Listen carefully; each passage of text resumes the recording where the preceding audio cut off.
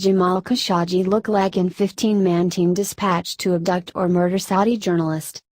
The presence of a Jamal Khashoggi lookalike on the 15-man team dispatched to either abduct or murder the journalist has added to mounting questions about Saudi Arabia's evolving narrative as Turkey's president prepares to disclose more details about the case.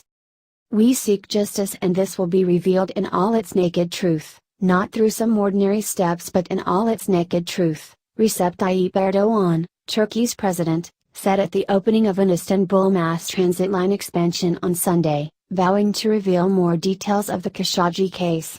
"This is not an ordinary case. The incident will be revealed entirely." Saudi Arabia has sought to depict the 2nd of October murder of the 59-year-old Washington Post correspondent as an unintended death that took place during an attempt to convince him to come home as part of an authorized program to draw dissidents back to the kingdom. But officials in world capitals have cast doubt on that version of events.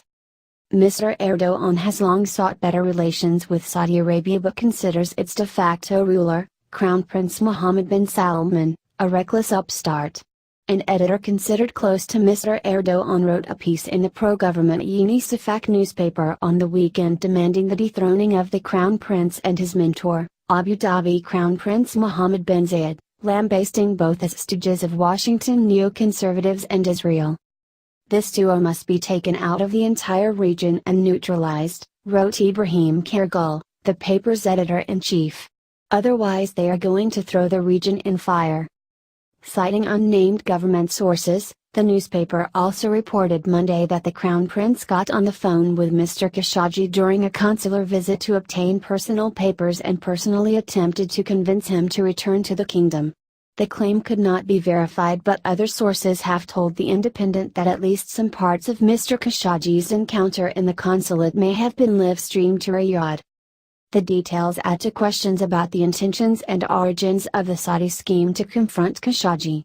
Observers have already noted that the presence of a forensic medicine specialist, and a senior intelligence officer often spotted with Crown Prince Mohammed bin Salman as facts that contradict the narrative of a benign operation organized beyond the control of Saudi rulers that went bad. The presence of a decoy on what Saudi officials have called a negotiation team suggests that the operation and Khashoggi's death were far less haphazard than described by Saudi officials. At 57 years old, Mustafa Mohammed al-Madani was the oldest member by a dozen years of the alleged team dispatched to Saudi Arabia from Riyadh to confront the 59-year-old journalist. Unlike the lanky intelligence officers he accompanied, Mr. Madani was pudgy, and gray-haired, but bore a vague physical resemblance to the victim. "He really looks like Jamal," said one Saudi resident who has sought to call attention to Mr. Madani. "Of course, he was among the team by accident." Mr. Madani arrived in Istanbul aboard a private jet owned by a company close to the Saudi government early 2nd of October, checked into the 5-star Movenpick hotel near the Saudi consulate. After the murder, Mr. Madani dressed in his clothes and left out the consulate's back door, and headed to Istanbul's Fatih district in an attempt to throw off surveillance cameras, and dumped his clothes at an undisclosed location, an unnamed Saudi official told Reuters. CNN on Monday broadcast security camera footage leaked by Turkish authorities purportedly showing Mr. Madani, wearing what appeared to be Mr. Khashoggi's clothes, strolling through the area near Istanbul's Blue Mosque, a popular tourist destination. He headed to Istanbul's Ataturk airport, left the country shortly after midnight on a commercial flight to Riyadh. Mr. Madani, who has called himself an engineer and government employee on social media, has also been described a possible Saudi intelligence apparatus associate. Internet sleuths who have scoured Minomia, a social media platform popular among Arabian Peninsula states, have also drawn this conclusion. Turkish officials have given few hints of what Mr. Erdogan plans to disclose on Tuesday, during a meeting with politicians from his own Justice and Development Party, known as the AKP. Unnamed Turkish officials have told local and international journalists of audio recordings capturing the final moments of Mr. Khashoggi's life, and what they have described as brutal, and dismemberment, but have yet to release the actual recordings.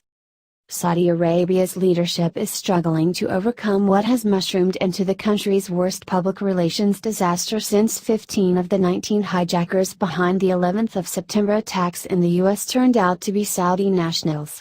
Early Monday, Saudi Arabia's official news agency reported that King Salman and the Crown Prince had both offered condolences to Khashoggi's family.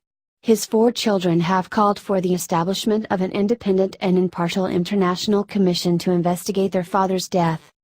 Mr. Erdogan's aides and adjutants appear fixated on tying the crime to senior Saudi officials, especially the Crown Prince. The time of Mr. Erdogan's speech Tuesday coincides with the opening of a major business summit in Riyadh overseen by the Crown Prince.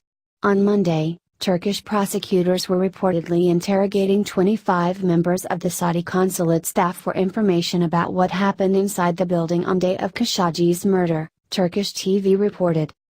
A crime committed in a consulate cannot be carried out without the knowledge of the senior state officials of that country, Numan Kurtulmuş, deputy chairman of the AKP, told CNN Turk on Sunday. If this crime was really carried out as has been said, if the evidence really leads to that conclusion, the situation will be dire and this must have very serious legal consequences. Please subscribe my channel Real World.